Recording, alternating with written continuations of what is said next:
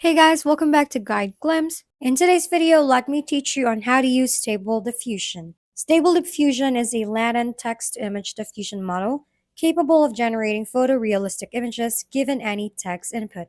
Cultivates autonomous freedom to produce incredibly imagery, empowers billions of people to create stunning art within seconds. So now let's open a browser and then search for Stable Diffusion. And let's open this website right here. This website is therefore their online platform, and we'll be using this for the tutorial. Now you can choose to log into an account if you want.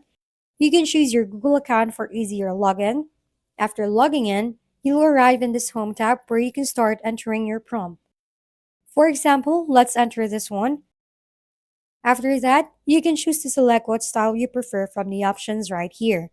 Then select the aspect ratio of it, and you can also select the number of images that will be generated for your options.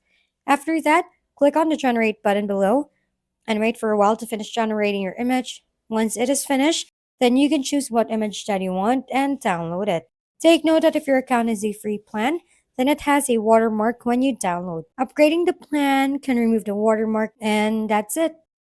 Once again, thank you for watching. This has been Guide Glimpse. Don't forget to like, share, and subscribe for more how-to videos.